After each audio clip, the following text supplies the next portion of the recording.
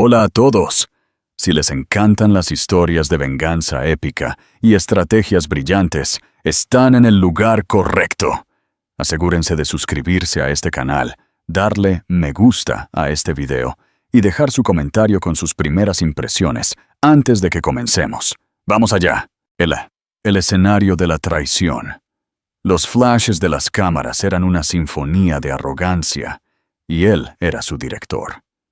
Alejandro Castellano, un titán de la industria inmobiliaria en Madrid, se paró en la entrada de la inauguración del restaurante más esperado de la ciudad, El Sabor Dorado.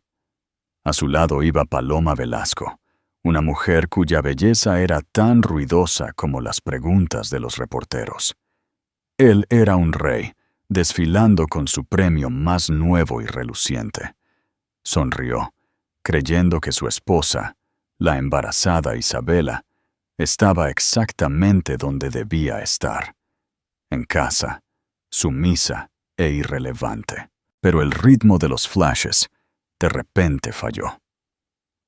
Un silencio se extendió entre la multitud cuando un Rolls-Royce Ghost negro se deslizó hasta la acera. La puerta se abrió, y lo que sucedió a continuación no fue solo una interrupción. Fue una detonación. La explosión que destrozaría el mundo de Alejandro comenzó con la aparición de un elegante zapato de su esposa en la alfombra roja. El aire en el nuevo El Sabor Dorado era denso con el olor a dinero y aceite de trufa. Era una atmósfera de autofelicitación, una burbuja del 1%, celebrando su propia existencia, bajo la excusa del lanzamiento de un restaurante. En el centro de este universo, celebrando junto a una fuente de cava que caía en cascada, estaba Alejandro Castellano, un hombre hecho de riqueza generacional y adquisiciones despiadadas. Su postura irradiaba una inquebrantable creencia en su propia superioridad. A su lado, aferrada con una posesión de dueña, estaba Paloma Velasco, una veinteañera influencer con ojos color de mar poco profundo y una ambición más profunda que cualquier océano. Su vestido era una fina tira de seda roja que dejaba poco a la imaginación y todo a las columnas de chismes. Ella soltó una risita, un sonido como campanillas, mientras Alejandro le susurraba algo al oído, con su mano posesivamente en la espalda baja de ella. Eran un espectáculo, y lo sabían. ¿No es esto simplemente divino, Lex?, ronroneó Paloma, echando la cabeza hacia atrás para que la luz de las arañas de cristal atrapara el collar de diamantes que él le había regalado esa misma mañana. Era una pieza nueva, un reemplazo descaradamente obvio del que una vez le había dado a su esposa. «Solo lo mejor para ti, mi amor», murmuró Alejandro, mientras sus ojos barrían la sala. Los vio a todos, a los gestores de fondos rivales, a las socialites envejecidas, a los periodistas aduladores de Vanity Fair y Forbes. Todos estaban mirando. Bien, que miren, que vean que Alejandro Castellano toma lo que quiere, cuando quiere. Su teléfono había estado vibrando en su bolsillo durante la última hora, ignorado. Sabía que las llamadas eran de su esposa de 6 meses de embarazo, Isabela. Se la imaginó en su cavernoso ático en la Gran Vía, probablemente acurrucada en el diván de seda, leyendo un libro sobre arte del siglo XVII y preguntándose si él llegaría a cenar a casa. La imagen era reconfortante y profundamente aburrida. Isabela era la base, sólida, confiable y completamente insípida. Era la mujer que su padre había aprobado, la hija de su propio mentor, una esposa corporativa perfecta que entendía las tablas de asientos y las juntas de caridad. Pero no tenía fuego, no tenía chispa. No como Paloma. Paloma era un fuego artificial, deslumbrante y peligrosa, y lo más importante, nueva. Un reportero de El País empujó un micrófono hacia adelante, extendido como un arma. Una declaración audaz esta noche, llegando con la señorita Velasco. ¿Algún comentario sobre los rumores de su matrimonio? Alejandro soltó una risita baja y profunda. Era un sonido que había practicado, diseñado para transmitir poder y diversión en igual medida. Estoy aquí para apoyar a mi amigo, el chef Dubois, en su magnífica inauguración, y tengo la suerte de estar acompañado por la encantadora señorita Velasco. Eso es todo. Apretó la mano de Paloma, una señal silenciosa que era tan fuerte como una declaración. El mensaje era claro. La vieja guardia estaba fuera. Lo nuevo estaba dentro. Se estaba regocijando con las ondas de choque que su apariencia estaba causando. El delicioso escándalo de todo. Cuando un sutil cambio ocurrió en la atmósfera. No fue un ruido fuerte, sino todo lo contrario. Un silencio repentino que se extendió. El parloteo cerca de la entrada se apagó primero, y el silencio se propagó por la sala como un contagio. Las cabezas se giraron, los ojos se abrieron de par en par. La sinfonía de flashes de las cámaras afuera, que se habían centrado en él, de repente giró, disparando en una ráfaga frenética y unificada hacia la calle. Alejandro sintió una punzada de molestia. ¿Quién podría estar robándole su protagonismo? ¿Otro multimillonario tecnológico, un miembro de la realeza de visita? Se giró con una sonrisa condescendiente en la cara, listo para menospreciar a quien fuera. La sonrisa se congeló. Luego se derritió, reemplazada por una máscara de asombro y de incredulidad. Enmarcada en la gran puerta, bañada por el resplandor de las cámaras, estaba su esposa, Isabela. Pero no era la Isabela que había dejado en casa. No era la mujer tranquila y estudiosa en ropa de casa de cachemir. Esta mujer era una visión de elegancia letal. Llevaba un vestido verde esmeralda profundo, hecho a medida por un diseñador que él no reconoció, que caía exquisitamente sobre su figura de embarazada, celebrándola en lugar de esconderla.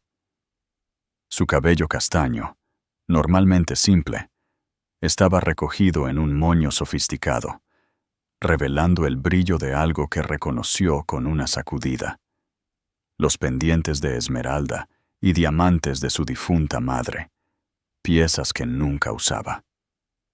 Su rostro, a menudo suave y gentil, estaba enmarcado por una compostura serena, casi escalofriante. Se veía poderosa, se veía impresionante. Y no estaba sola. Sosteniendo su brazo, su presencia tan sólida y tranquilizadora como el granito, estaba Ricardo Fuentes. La sangre se drenó de la cara de Alejandro. Ricardo Fuentes, el director ejecutivo hecho a sí mismo de Tecnosoluciones, el gigante tecnológico disruptivo que estaba intentando activamente desmantelar el sector de la fabricación tradicional, donde los negocios de los castellanos reinaban. Fuentes era todo lo que Alejandro no era. De nuevo dinero, innovador, universalmente admirado por sus prácticas comerciales éticas, e irritantemente carismático. Era el principal rival de Alejandro, un hombre que detestaba con una pasión que solía reservar para las adquisiciones hostiles. Y estaba escoltando a la esposa embarazada de Alejandro en la alfombra roja. Se movieron a través de la multitud que se había abierto como si fueran de la realeza, y el resto, simples plebeyos. La mano de Ricardo descansaba ligeramente en la espalda de Isabela, un gesto de apoyo tranquilo. Sus ojos, de un azul penetrante, escanearon la sala antes de clavarse en los de Alejandro. No había triunfo en su mirada, ni suficiencia. Había algo mucho peor. Lástima. Los ojos de Isabela se encontraron con los suyos al final. No había dolor en ellos, ni lágrimas, ni traición. Solo una evaluación tranquila y fría, la forma en que un geólogo podría mirar una roca que estaba a punto de romper. El silencio en el restaurante ahora era absoluto. El aire crepitaba con una tensión tan espesa que se podía saborear. Paloma, sintiendo un cambio sísmico en la dinámica de poder, apretó su agarre en el brazo de Alejandro. «Lex, ¿quién es ella? Esa es tu esposa. ¿Qué hace aquí con él?» Alejandro no pudo responder. Su mente era un lío frenético de negación y rabia. Esto no era posible. Isabela no hacía este tipo de escenas. Era decorosa, predecible. Esto era una declaración de guerra. Cuando llegaron a la fuente de cava, el epicentro de la sala, Isabela finalmente habló. Su voz, clara y firme, cortó el silencio. «Alejandro», dijo el nombre sonando extraño en sus labios. Le dio un pequeño y educado asentimiento. Luego, dirigió su mirada a la mujer que se aferraba a su brazo. «Paloma, he visto tus fotos. La pulsera Cartier es preciosa. Fue una elección difícil entre esa y el collar Pantera, pero me alegro de que te haya gustado mi sugerencia finalista». La cara de Paloma se puso pálida. La insinuación era tan afilada como un fragmento de vidrio. Que Isabela no era una víctima, sino una observadora, quizás incluso una arquitecta de este drama. Alejandro encontró su voz, un gruñido bajo de furia. «Isabela, ¿qué significa todo esto? Deberías estar en casa». «¿Debería?», respondió ella con una ceja perfecta arqueada. «Qué gracioso, yo pensaba lo mismo de ti. Pero, bueno, todos tenemos nuestras decepciones». Giró su atención hacia el círculo de curiosos, su voz subiendo lo suficiente para ser escuchada por todos. «Por favor, no dejen que los interrumpamos. Mi esposo solo estaba sacando la basura». Sus ojos se dirigieron a Paloma por una fracción de segundo antes de volver al rostro tempestuoso de Alejandro. El insulto fue tan directo, tan público, que fue como un golpe físico. Un jadeo colectivo recorrió la sala. Paloma parecía como si la hubieran abofeteado. Antes de que Alejandro pudiera explotar, Ricardo Fuentes se adelantó, posicionándose ligeramente entre Alejandro e Isabela. «Creo que hemos hecho lo que vinimos a hacer», dijo, su voz, un barítono bajo de autoridad. Miró a Alejandro. «Castellano, un consejo. Deberías llamar a tu agente de bolsa, a primera hora de la mañana». Con eso tomó suavemente el brazo de Isabela. «Nos vamos, Isa». Ella le dio una última mirada despectiva a su esposo y a su amante. «Sí, vámonos». Mientras se daban la vuelta y se alejaban, la sala estalló en una cacofonía de susurros frenéticos.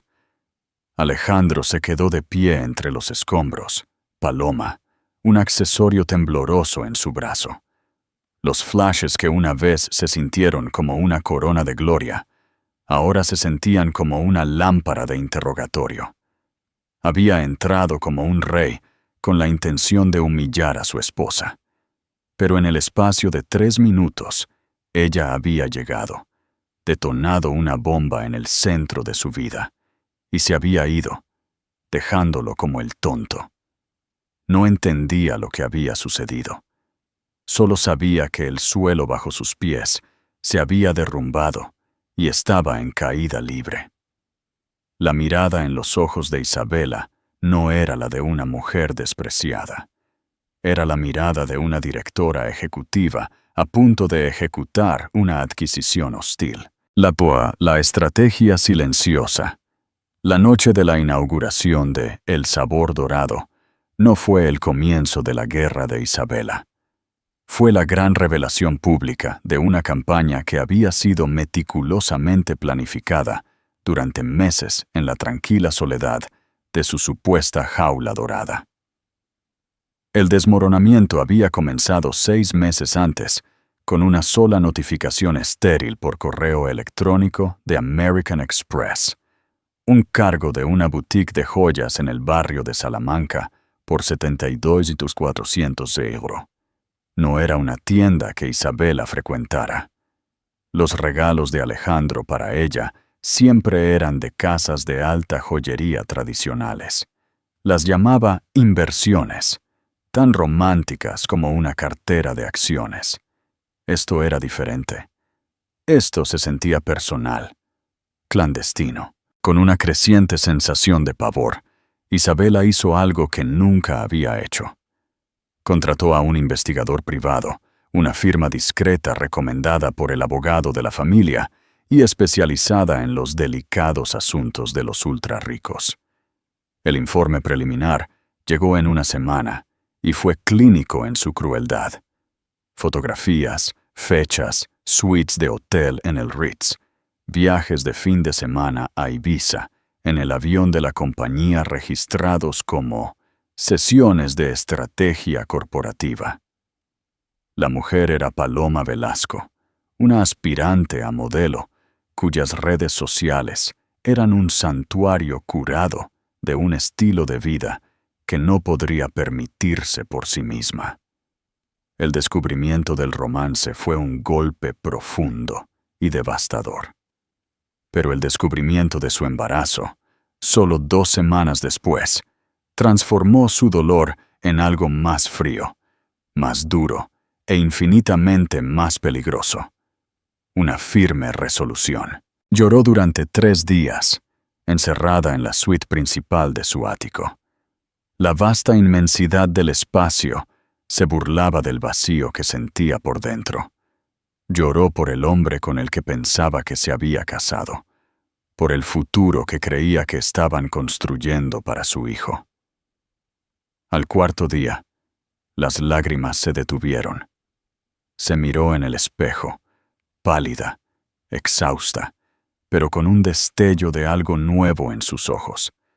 Su padre, un titán de la industria que había sido mentor de un joven Alejandro, siempre le había dicho: «Nunca tomes una decisión basada en la emoción, Isabela.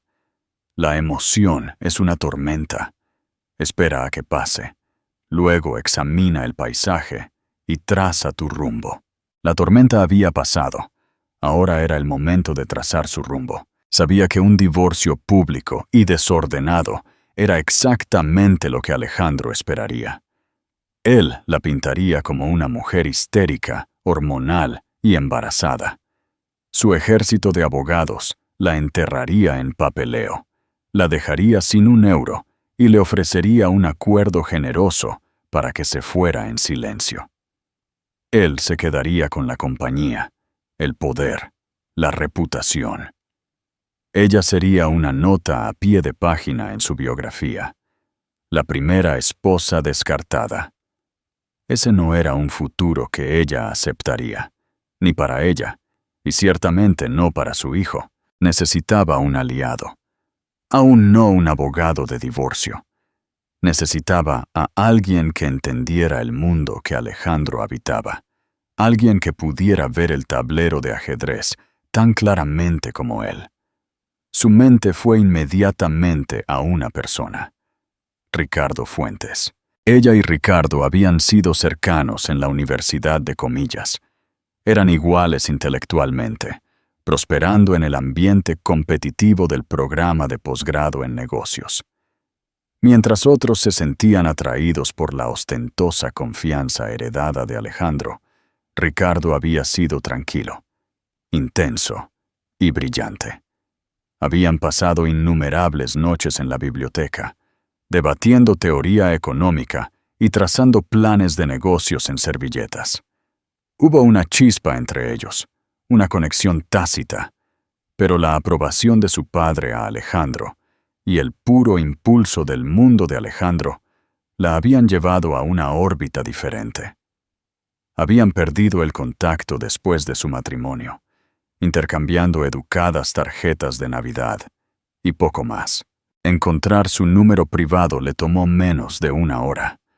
Lo llamó desde un teléfono desechable, con el corazón latiendo. Fuentes, respondió él, su voz sin cambios, aún profunda y tranquila. Ricardo, soy Isabela. Isabela de la Cruz. Hubo una pausa. Isa, wow, ha pasado mucho tiempo. ¿Todo está bien? Sonó genuinamente preocupado, no solo educado. No, dijo ella, con la voz quebrándose por primera vez en días. No, no lo está. Necesito tu ayuda, no como un amigo, sino como un estratega. Necesito entender el negocio de mi esposo desde fuera. Se encontraron al día siguiente en una cafetería discreta en el barrio de Malasaña, un mundo alejado de las miradas indiscretas de la élite de Madrid.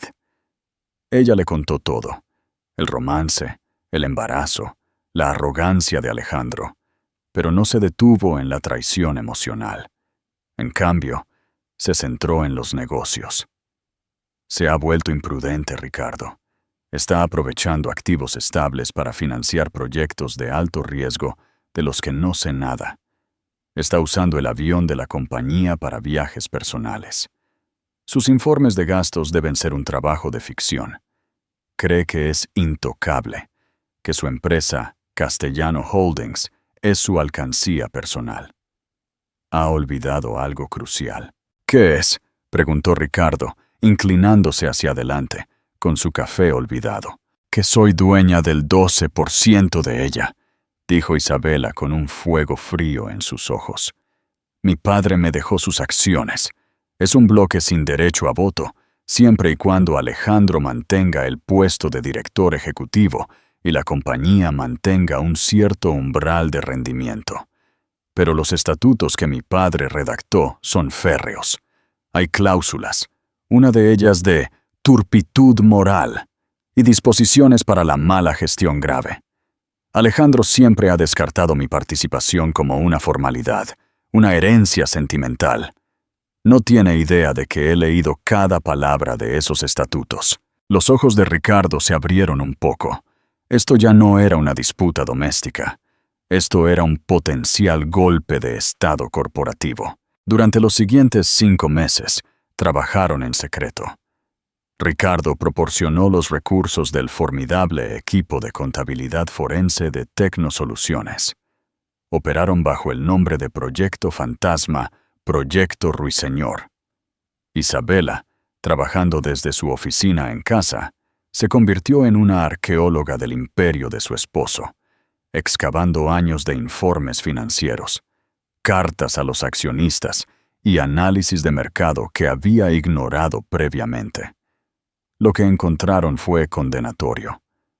Alejandro había estado apuntalando adquisiciones fallidas con ganancias de las divisiones históricas de la compañía. Se había embarcado en proyectos de vanidad que no tenían un camino claro hacia la rentabilidad. Había autorizado bonos para ejecutivos que estaban salvajemente desfasados con el rendimiento. Era un rey presidiendo un reino que se desmoronaba lentamente, todo mientras proyectaba una imagen de éxito inexpugnable.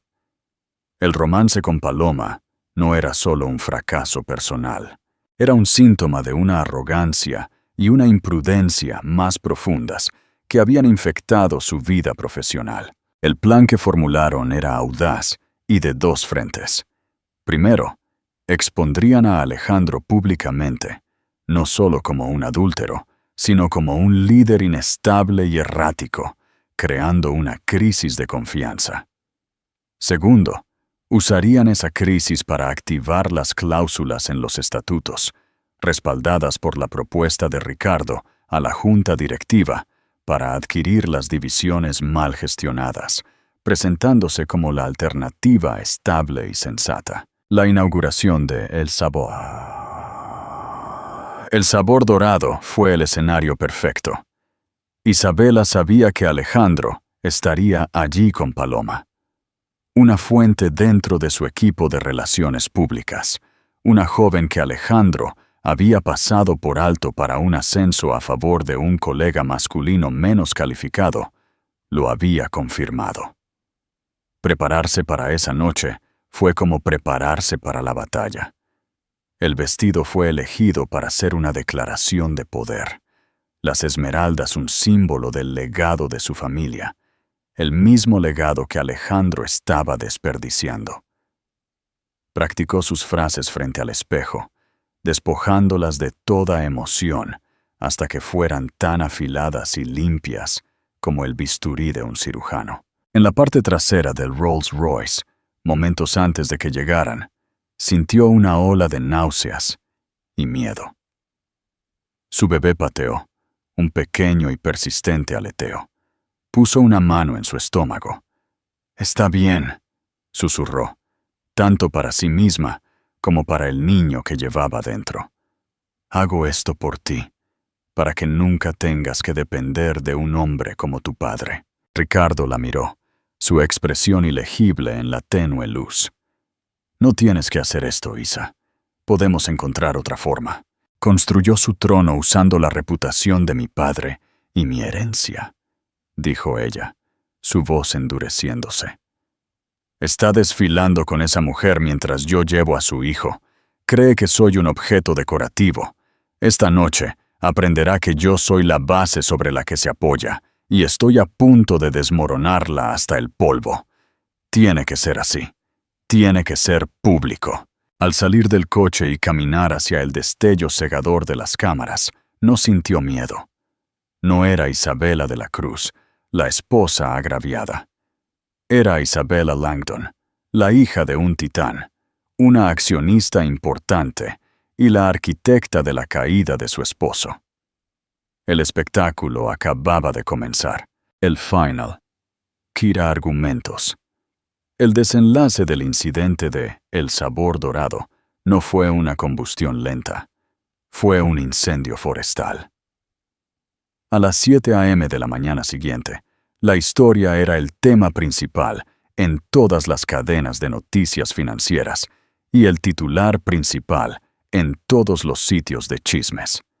Fotos de un atónito Alejandro y una horrorizada Paloma se yuxtaponían con imágenes de una majestuosa Isabela y un sereno Ricardo Fuentes.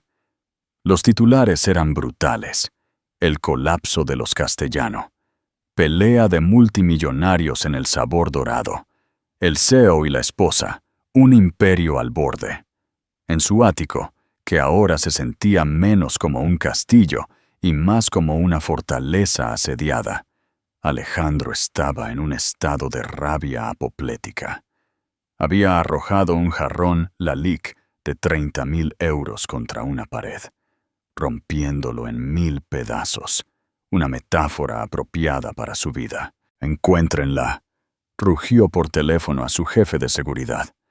«No me importa dónde esté, en un hotel, en la casa de un amigo, encuéntrenla ahora». Pero Isabela había desaparecido. Su ropa ya no estaba en el armario, sus efectos personales, ausentes del baño. Se había movido con la eficiencia rápida y silenciosa de un operativo de fuerzas especiales. Su teléfono iba directamente a un número que ya no estaba en servicio. Paloma, que había pasado la noche alternando entre ataques de llanto y demandas de pánico, no ayudaba. «¿Qué vamos a hacer, Lex? Mi agente acaba de llamar. Una marca me ha despedido. Dicen que no quieren estar asociados con este drama tan desordenado.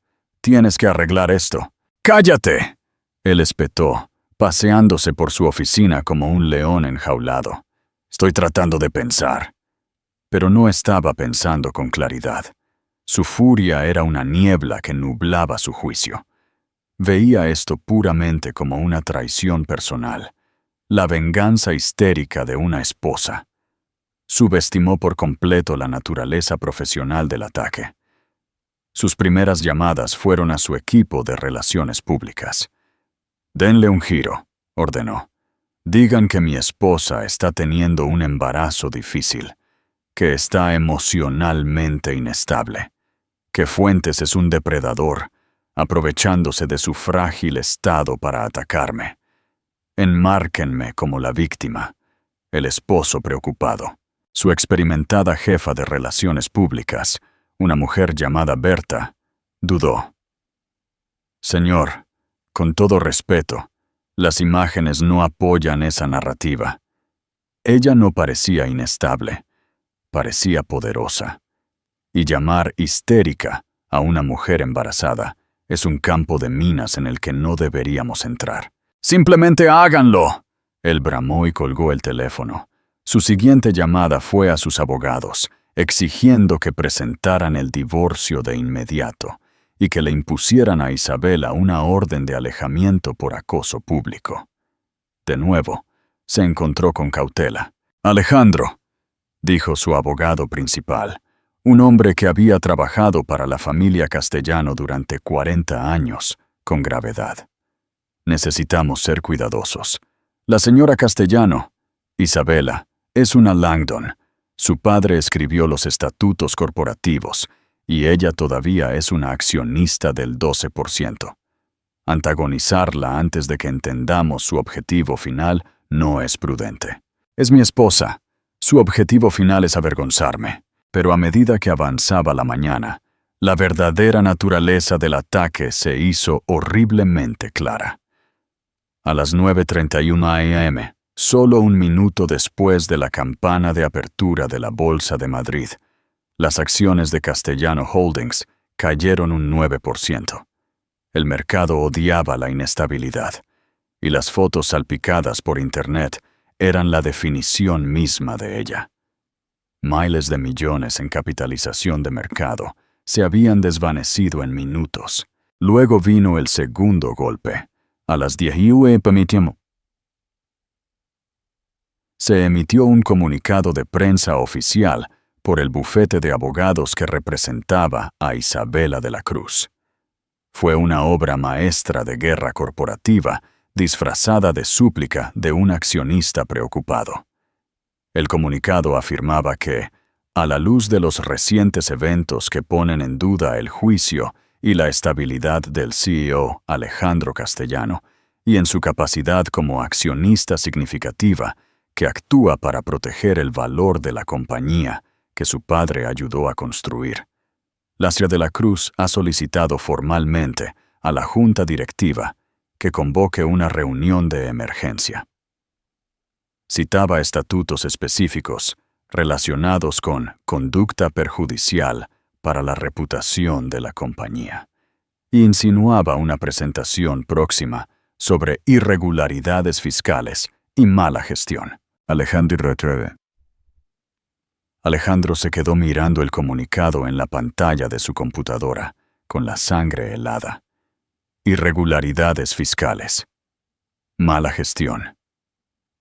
Esto no se trataba del romance. Esto se trataba de todo. Ella había estado investigando. Sintió una ola de incredulidad, seguida de una ráfaga de ira condescendiente. Isabela, la que se especializaba en historia del arte. ¿Qué podría saber ella de finanzas corporativas? Tenía que ser Fuentes.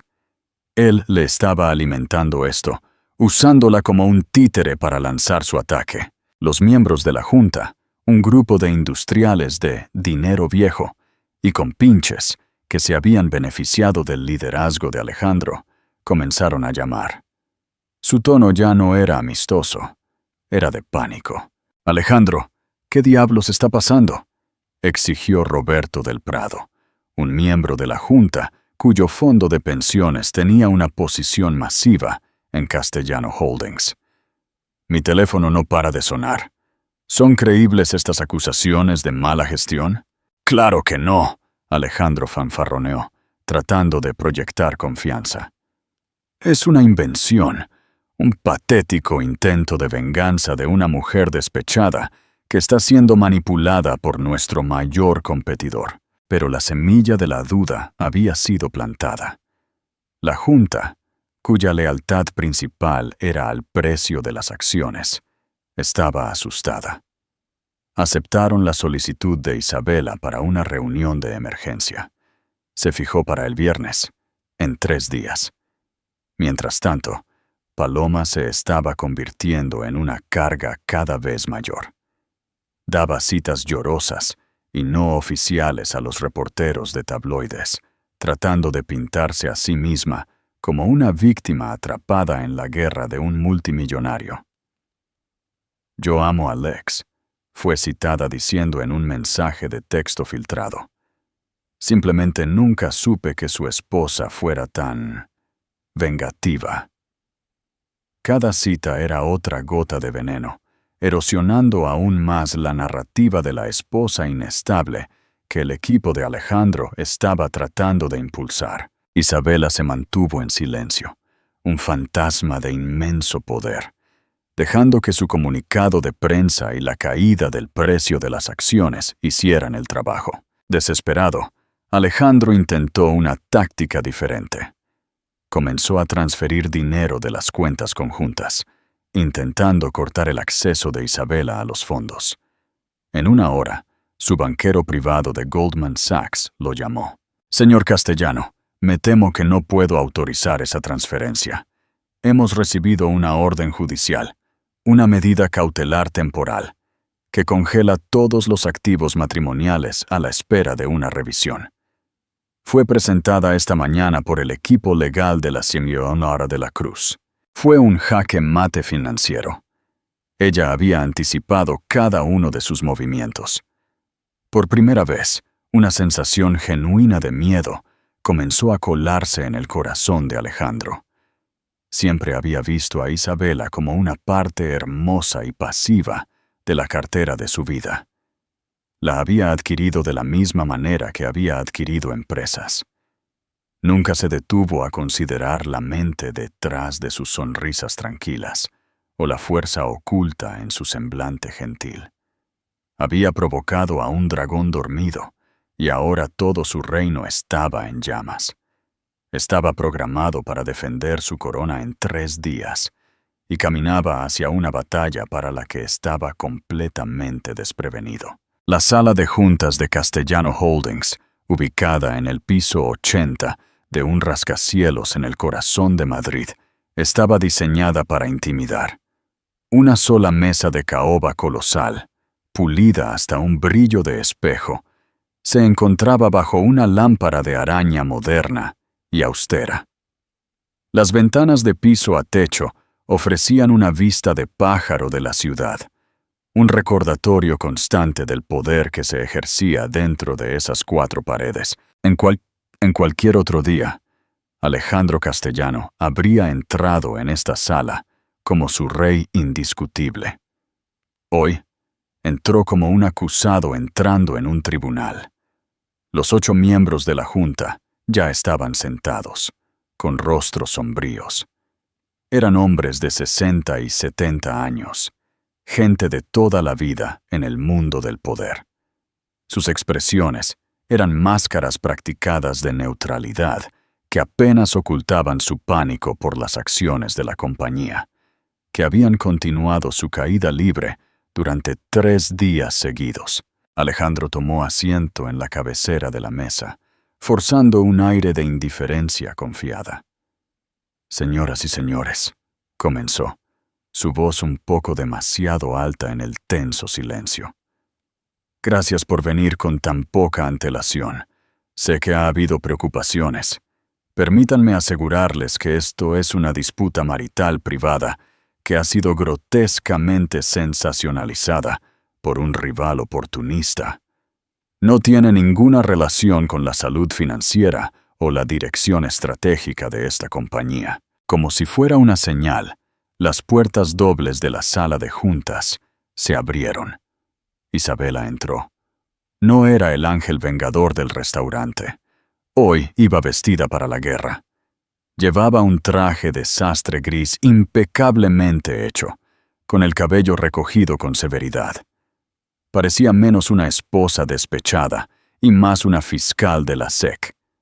Llevaba un portafolio de cuero y estaba flanqueada por 2 abogados de un bufete de litigios corporativos de primer nivel, no de un bufete de divorcios. Tomó asiento frente a Alejandro, colocando su portafolio sobre la mesa con un golpe tranquilo y definitivo. «Buenos días, señores. Señor Castellano». Su voz estaba desprovista de emoción. Isabela, esto es una sala de juntas corporativa, no un escenario para tu drama personal, espetó Alejandro. Esto es totalmente inapropiado. Roberto del Prado, el miembro más antiguo de la junta, se aclaró la garganta. Alejandro, señorita de la Cruz, la señora Castellano, está aquí por invitación de la junta. Como accionista importante, tiene derecho a ser escuchada. Por favor, continúe. Señorita de la Cruz. Isabela asintió. Sus ojos nunca se apartaron de los de Alejandro. No tengo interés en discutir mi vida personal. Como hija de mi padre y protectora de mi inversión en esta compañía, estoy aquí para discutir su rendimiento y liderazgo. Durante los siguientes 20 minutos, ella entregó una crítica tranquila, metódica y totalmente devastadora del mandato de Alejandro como CEO. No levantó la voz, no usó lenguaje emocional, simplemente presentó hechos. Con la ayuda de una presentación nítida de PowerPoint, proyectada en una pantalla detrás de ella, guió a la junta a través de una letanía de los fracasos de Alejandro.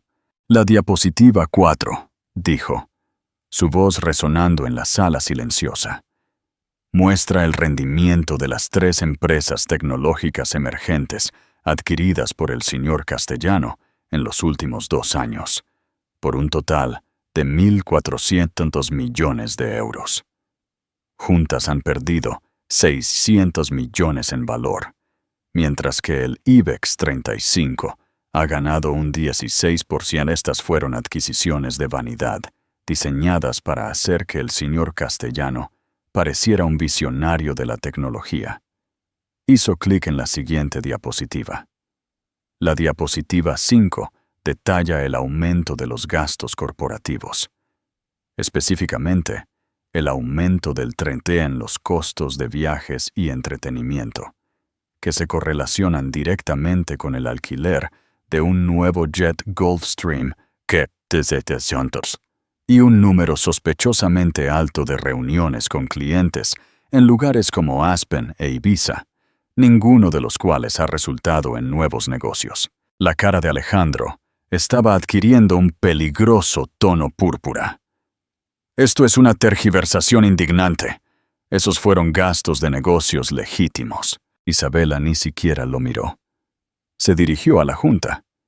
Invito al comité de auditoría a solicitar los informes de gastos completos y sin editar y a cotejar las fechas con el Instagram de la señorita Paloma Velasco. La correlación es esclarecedora. Algunos de los miembros de la junta se movieron incómodos en sus asientos. Ella los tenía. Estaba combinando el escándalo público con números fríos y duros, creando una narrativa de imprudencia que era imposible de ignorar. Continuó diseccionando su fallida expansión internacional, la disminución de los márgenes en sus divisiones de fabricación principales, y la fuga de talento a medida que ejecutivos clave dejaban la compañía. Presentó una imagen, no de un titán, sino de un emperador pródigo y negligente sin ropa. Los eventos del pasado martes por la noche no fueron un incidente aislado, concluyó. Su mirada finalmente se posó en su esposo con una intensidad escalofriante. Fueron el síntoma de una enfermedad en el corazón del liderazgo de esta compañía. Una profunda falta de juicio, una priorización del ego personal sobre el valor para el accionista y un desprecio imprudente por las consecuencias. El mercado ha reaccionado en consecuencia. Hemos perdido más de 4.000 millones de euros en valoración en 72 horas, porque el mundo ya no tiene confianza en nuestro CEO. Un pesado silencio descendió sobre la sala. Alejandro se quedó sin palabras. Deslumbrado por la profundidad y precisión de su ataque, se había estado preparando para defenderse de una esposa celosa. No estaba preparado para defender toda su carrera contra una auditoría forense. Antes de que pudiera formular una respuesta, el abogado de Isabela habló. «Gentlemen, a la luz de esta presentación». La Seremirita de la Cruz presenta una moción de no confianza en el señor Castellano. Además, tenemos un asunto secundario que presentar. Asintió a su asociado, quien conectó una videollamada a la pantalla grande. El rostro de Ricardo Fuentes apareció nítido y claro. Estaba en su propia sala de juntas, exudando un aura de calma y capacidad. «Buenos días, miembros de la Junta», comenzó Ricardo. «No les quitaré mucho tiempo. A la luz de la volatilidad del mercado que rodea a Castellano Holdings, Tecnosoluciones presenta una oferta formal con plazo para adquirir una participación de control del 51% en toda la división de tecnología E+D de Castellano. Pagaremos una prima del 25% sobre el precio de cierre del martes. Creemos que esta división ha sido fundamentalmente mal gestionada y su potencial desperdiciado. Nuestra oferta es un salvavidas que inyectará capital inmediato, estabilizará el precio de las acciones y traerá un liderazgo enfocado a un activo valioso que está en dificultades. La oferta está supeditada a la destitución inmediata de Alejandro Castellano, de cualquier rol ejecutivo u operativo dentro de la compañía. Fue una obra maestra, un movimiento de pinza. Isabela había destruido la credibilidad de Alejandro desde dentro, mientras Ricardo presentaba un paracaídas dorado para la Junta en pánico desde fuera. Alejandro finalmente explotó. Se levantó de un salto, su silla raspando violentamente contra el suelo. «Yo veo, esto es una conspiración, una adquisición hostil orquestada por mi esposa y mi rival. Ella le ha estado dando información confidencial. Es ilegal». Isabela se levantó lentamente, su figura de embarazada un símbolo de fuerza tranquila en medio de su caótica rabia. «Alejandro, todo lo que presenté hoy fue derivado de archivos financieros públicos e informes de accionistas. La única información confidencial que tuve fue un asiento en primera fila para tu incompetencia. Tu paranoia no es una defensa».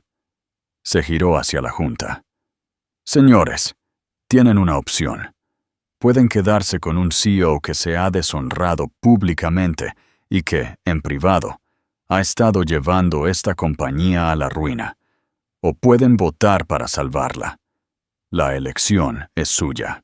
Roberto del Prado miró el furioso rostro rojo de Alejandro, luego el rostro tranquilo y determinado de Isabela.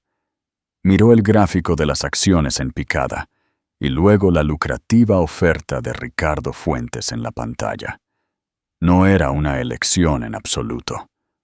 «Alejandro», dijo del Prado, su voz pesada con finalidad, «quizás sería mejor si se retirara de la sala para que la Junta pueda deliberar». Había terminado. Él lo sabía. Que le pidieran que se fuera era el equivalente corporativo a ser llevado a la guillotina. Miró a Isabela, sus ojos llenos de una emoción nueva y aterradora. Respeto mezclado con puro odio. Había sido vencido, superado, no por un CEO rival, sino por la tranquila esposa amante del arte que había descartado y despreciado. Había entrado en su sala de juntas como un rey y se iría como nada. La decisión de la Junta fue entregada con la fría y despiadada eficiencia de una ejecución corporativa. No había lugar para apelación. Alejandro Castellano fue suspendido como CEO y presidente, con efecto inmediato. La deliberación, en verdad, había sido una mera formalidad, un ejercicio de 30 minutos en redacción legal para ratificar una conclusión que se había vuelto inevitable en el momento en que Isabela comenzó su presentación. El camino desde la sala de juntas hasta el ascensor fue el más largo de la vida de Alejandro. Los miembros de la Junta, hombres con los que había compartido puros y tratos multimillonarios, desviaron la mirada, de repente fascinados por la veta de la mesa de caoba o el paisaje urbano exterior. Ya no era uno de ellos. Era una carga, un fantasma que rondaba los pasillos de su propio imperio. El aire, una vez cargado con su autoridad, ahora parecía rechazarlo, empujándolo hacia afuera. Cuando entró en el ascensor privado, su jefe de seguridad, un hombre que había estado con él durante 15 años, entró a su lado. «Su coche está esperando abajo, señor», dijo el guardia, su voz cuidadosamente neutral. Pero cuando la puerta se cerró, Alejandro vio algo. Un destello de lástima en los ojos del hombre. Era más irritante que cualquier insulto. Ya no era temido. Era lamentable. Abajo, la atmósfera era aún más fría. Su tarjeta de acceso, cuando la pasó instintivamente para salir del torniquete ejecutivo, brilló en rojo. Acceso denegado. El guardia de seguridad del mostrador principal tuvo que abrirle manualmente. Una humillación pequeña pero profunda, que anunció su caída a todos en el vestíbulo. Era un intruso en su propio edificio. El viaje de regreso al ático de la Gran Vía fue un borrón de furia silenciosa y pavor creciente. Él había construido esta ciudad, o eso sentía. Ahora sus estructuras imponentes parecían burlarse de él, indiferentes a su colapso. Cuando llegó, el portero, un hombre llamado Jorge, cuyos cumpleaños de sus hijos Alejandro siempre había recordado reconocer con un cheque generoso, simplemente asintió. Su efusivo saludo habitual fue reemplazado por un profesionalismo sombrío. Le entregó a Alejandro un sobre legal. «Esto fue entregado por un mensajero para usted, señor Castellano». Alejandro lo tomó sin mirarlo, su mente ya en ebullición. Se adentró en el gran vestíbulo del ático, el sonido de sus pasos resonando en el frío mármol. El apartamento estaba mortalmente silencioso, pero no vacío. En la suite principal, encontró a Paloma Velasco en un estado de movimiento frenético. 3 grandes maletas Louis Vuitton estaban abiertas sobre la cama, y ella barría con los brazos montones de ropa de diseñador, zapatos y bolsos con una energía desesperada y frenética. «¿Qué estás haciendo?», él exigió. Su voz un gruñido bajo. Ella se dio la vuelta, su cara, una máscara de pánico y furia manchada de rímel. «¿Qué te parece?», ella espetó, su voz alta y estridente. «Me voy. Las noticias ya están en todas partes. Lex está en todos los blogs, en todos los sitios de noticias. Te han despedido. ¿Tienes idea de lo que eso me hace a mí? ¿A ti?». Él se mofó, lo absurdo de la declaración cortando su rabia. «Sí, a mí», chilló, arrojando un par de tacones Christian Louboutin a una maleta. «Mi agente acaba de llamar. La campaña de cuidado de la piel, de la que yo era la imagen. Me despidieron. Las conversaciones para el reality show en el que estaba están yendo en una dirección diferente. Dicen que mi marca ahora es tóxica, asociada con un escándalo público desordenado. Soy una paria, Lex, por tu culpa y la de tu esposa loca y tramadora». «No la llames así», dijo, las palabras sorprendiéndolo incluso a él mismo. «Ella no está loca, Paloma. Es brillante. Una maldita Maquiavelo con un vestido de maternidad». Se desplomó en el borde de la cama, la lucha drenándose de él, reemplazada por un vasto y hueco agotamiento. Miró alrededor de la habitación, el arte de valor incalculable en las paredes, las sábanas de seda en la cama. Todo se sentía como un set de película para una vida que ya no vivía. «¿A dónde irás?», preguntó, su voz apenas un susurro. «De vuelta a LA, supongo. Tendré que rogarle a mi agente que me consiga un lugar en algún reality de celebridades de tercera». Ella cerró una maleta con un tirón brutal. Luego se giró hacia él, su expresión endureciéndose de pánico a cálculo frío. «Vas a darme dinero, ¿verdad? Por mis problemas. Una indemnización.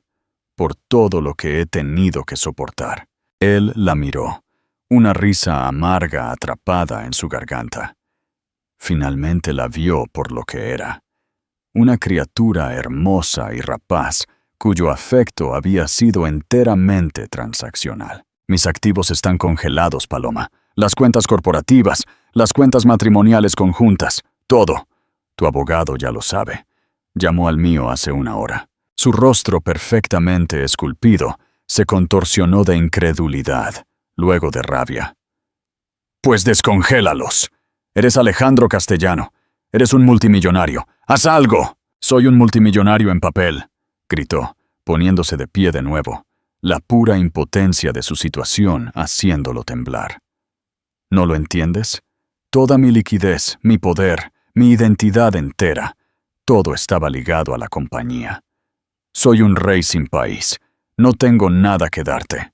La discusión que siguió fue cruda y patética. Sus demandas se convirtieron en chillidos sobre el tiempo que había perdido con él, mientras sus admisiones de impotencia se convertían en sollozos rotos.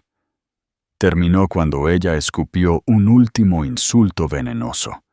Agarró sus maletas y salió furiosa del apartamento, dejando un rastro de perfume caro y promesas rotas a su paso. La pesada puerta principal se cerró de golpe, el sonido resonando a través de las vastas habitaciones vacías. Estaba verdaderamente solo. Se hundió en un sillón, el silencio del ático presionándolo. Sus ojos cayeron sobre el sobre legal que el portero le había dado. Con dedos entumecidos, lo abrió. Era un aviso formal para desalojar las instalaciones en un plazo de 30 días, emitido por los fideicomisarios del patrimonio de la familia Langdon. El ático, se le recordó, en un lenguaje legal frío y no perdonador, no era propiedad matrimonial. Pertenecía al fideicomiso familiar de Isabela. Nunca había sido verdaderamente suyo. 2 días después, se publicó la entrevista de Paloma. Lo pintó como un tonto manipulador y acabado. Fue la pala final de tierra ignominiosa sobre la tumba de su reputación pública. Mientras el mundo de Alejandro se contraía en una prisión de silencio y vergüenza, el de Isabela se expandía en uno de propósito y luz. Se había mudado de la jaula dorada de la Gran Vía a una hermosa casa en el barrio de Salamanca que había comprado a través de su fideicomiso. La casa estaba llena de libros y muebles cálidos y cómodos. Se sentía como un hogar, no como una sala de exposición. Trabajaba con una intensidad tranquila y feroz. Tenía llamadas diarias con el CEO interino y la junta. Sus conocimientos sobre las debilidades estructurales de la compañía demostraban ser invaluables. Trabajaba junto al equipo de integración de Ricardo, asegurando que la adquisición de la división de tecnología fuera fluida y estratégica. En las reuniones, ya no era una observadora, sino una participante. Su voz tranquila y autoritaria, sus preguntas afiladas e incisivas. Los miembros de la Junta, que una vez la habían visto como poco más que una esposa de sociedad, ahora la miraban con un respeto nuevo y profundo. No era solo la salvadora del legado de su padre, era su futuro. Sus días eran un equilibrio entre la estrategia corporativa y la creación personal. Pasaba horas en lo que sería el cuarto del bebé, una habitación tranquila con vistas a un pequeño jardín. Montó una cuna de madera simple con sus propias manos, el olor a pino fresco llenando el aire. Pintó las paredes de un suave y relajante tono de verde salvia.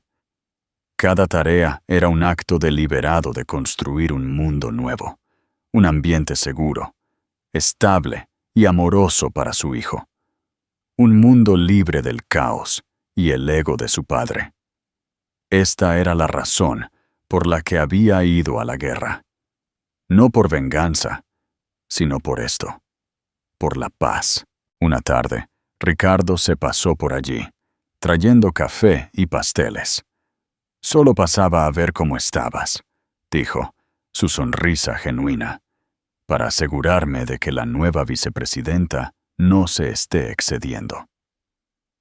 La Junta le había hecho su oferta el día anterior. Impresionados por su astucia y reconociendo la poderosa narrativa de una Langdon reclamando la compañía de su familia, le habían pedido que tomara un asiento permanente en la Junta y el título de vicepresidenta. «Me siento más energizada que en años», confesó, colocando una mano en su estómago. «Ha estado pateando toda la mañana. Creo que aprueba el nuevo plan de negocios». Ricardo la miró, su expresión llena de una admiración profunda y sin complicaciones. «Tu padre estaría tan orgulloso de ti, Isa. No solo salvaste su compañía, sino que honraste su inteligencia al mostrarles la tuya. Era la validación que necesitaba. Esta victoria era suya, ganada a través de su propio coraje e intelecto». Una semana después, Alejandro solicitó una reunión. Eligió el lugar, un café pequeño y anónimo, en el centro de la ciudad. Cuando entró, a ella le sorprendió su transformación. La arrogante jactancia se había ido, reemplazada por una postura vacilante y encorvada. Su traje caro colgaba de su figura, y las ojeras bajo sus ojos hablaban de noches sin dormir. Parecía un hombre vaciado por dentro. «Isabela», comenzó, su voz ronca e incierta. Apenas podía mirarla a los ojos. «Yo ni siquiera sé qué decir». «Entonces no digas nada, Alejandro», respondió ella. Su tono, no cruel, pero firme. «Nuestros abogados están finalizando el acuerdo. Es bastante generoso, considerando todo. No se trata del dinero», dijo, y esta vez ella le creyó. «Se trata de todo, de nuestro hijo. Cometí un error catastrófico, imperdonable. Lo veo ahora. Pero, sea lo que sea que yo sea, todavía voy a ser un padre». Era la única verdad que no podía ser litigada. Ella lo miró, el padre de su hijo, y sintió una ola de cansada finalidad.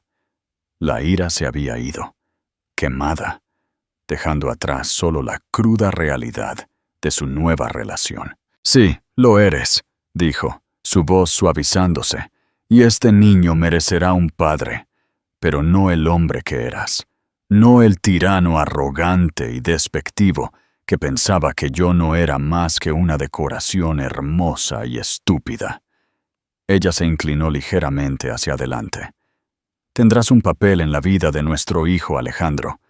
Puedes ganarte el derecho a ser llamado papá, pero tendrás que trabajar para ello. Empezarás de la nada, justo como obligaste a tantos otros a hacer. Probarás a través de tus acciones que puedes ser un hombre responsable, humilde y presente. Ese es tu único camino de regreso. No a mí y no a la compañía, sino a él». Él asintió lentamente, la lucha completamente ausente, reemplazada por un destello de algo que ella no había visto en él en mucho tiempo: humildad. «¿Y la compañía?», preguntó. Un último fantasma de una pregunta. «La compañía está en buenas manos», dijo ella, con una confianza tranquila e inquebrantable en su voz. «Mis manos». Ella lo dejó allí, una figura solitaria en un café barato, un titán caído contemplando las ruinas de una vida que él mismo había destruido.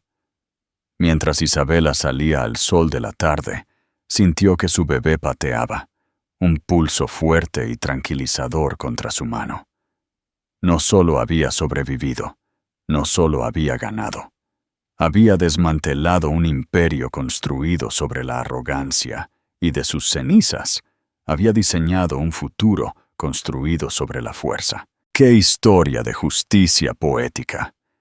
Es un poderoso recordatorio de que las personas que subestimamos son a menudo las que tienen más fuerza escondida a plena vista.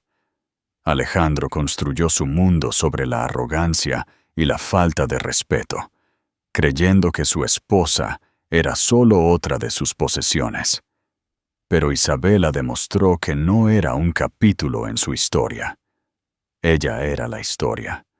No solo se enojó, sino que se volvió estratégica y al final lo tomó todo. Te hace preguntarte cuántos otros socios silenciosos y personas subestimadas hay por ahí, a solo una traición de distancia de liberar su propio genio interior. ¿Qué crees que fue el desmantelamiento de Isabela? ¿Un brillante acto de empoderamiento o una fría y calculada venganza? Déjame saber tus pensamientos en los comentarios de abajo. Y si te encantan las historias donde el desvalido sale victorioso con un plan magistral, asegúrate de darle me gusta a este video, compartirlo con alguien que necesite una dosis de inspiración y suscribirte para más dramas de la vida real increíbles.